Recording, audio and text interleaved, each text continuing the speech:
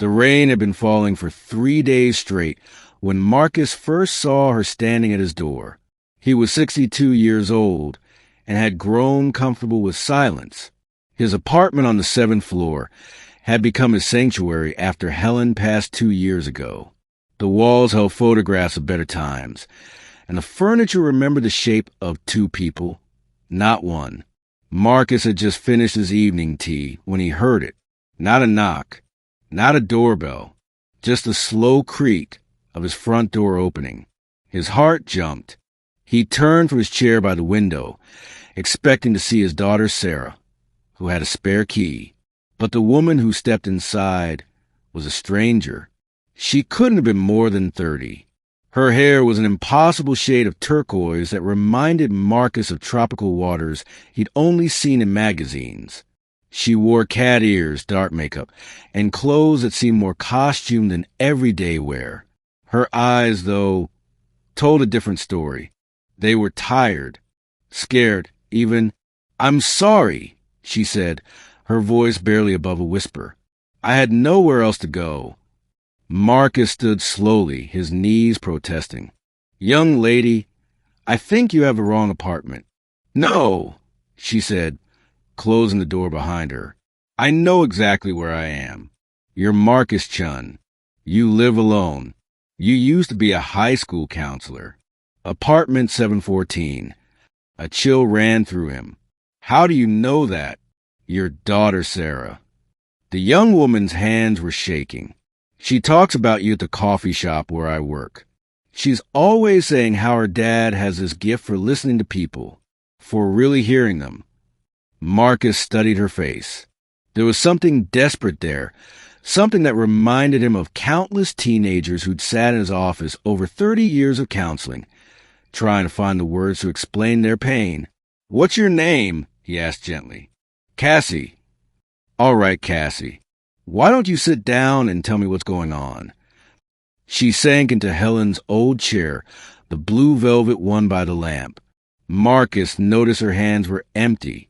No purse, no phone, no jacket despite the rain. "I left," she said simply. "I left him." Marcus settled back into his chair.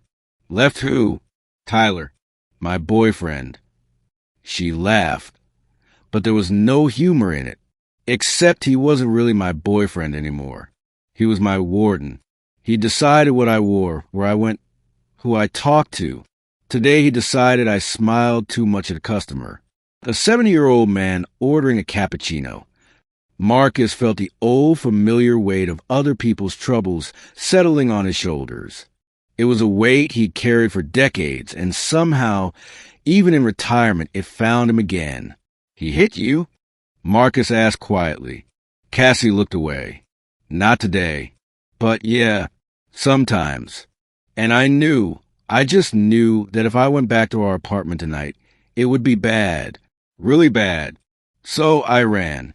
And I kept running, and somehow I ended up here, and I remembered Sarah saying you lived in this building. And I saw your name on the mailbox, and Her voice broke. I just needed to be somewhere safe. Marcus was quiet for a moment. Outside, the rain continued its steady rhythm against the windows. "You did the right thing coming here," he finally said. "But, Cassie, we need to call someone. Do you have family?" She shook her head. "My mom died when I was 16. Dad remarried and moved to Arizona. We don't really talk. All my friends, Tyler made me stop seeing them. Said they were bad influences." "What about the police?" Fear flashed across her face. "He's a cop, Marcus. Tyler's a cop.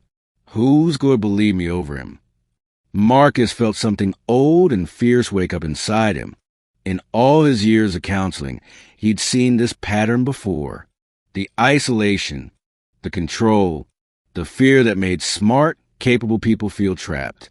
"Well," he said slowly, "first things first. You're safe here. That's what matters right now.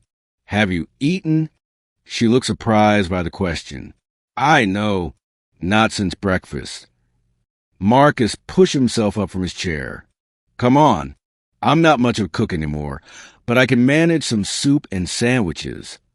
In the kitchen, as he heated up chicken noodle soup and made ham and cheese sandwiches the way Helen used to, Cassie gradually began to relax.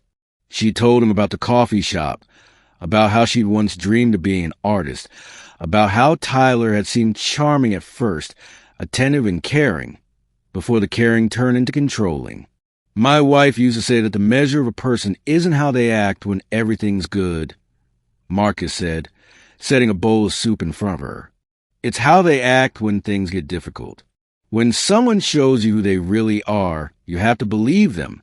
Cassie wrapped her hands around the warm bowl. Sarah was right about you. You really do listen. It's easier to listen when you've lived long enough to know that everyone's carrying something heavy, Marcus said. The young think they're alone in their pain. The old know better. They ate in comfortable silence for a while. Then Cassie asked, "The picture's on your wall. That's your wife."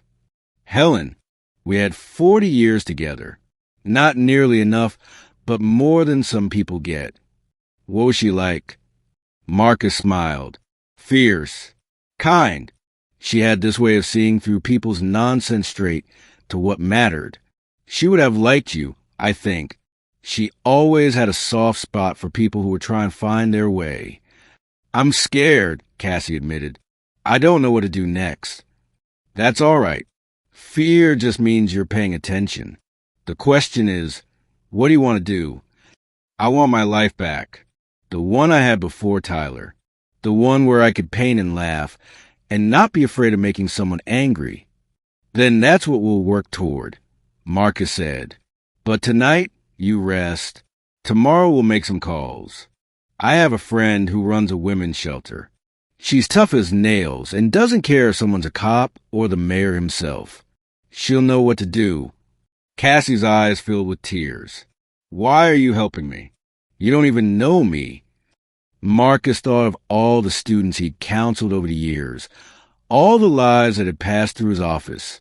He thought of his own daughter, who he'd raised to be strong and independent. He thought of Helen, who taught him that kindness wasn't weakness.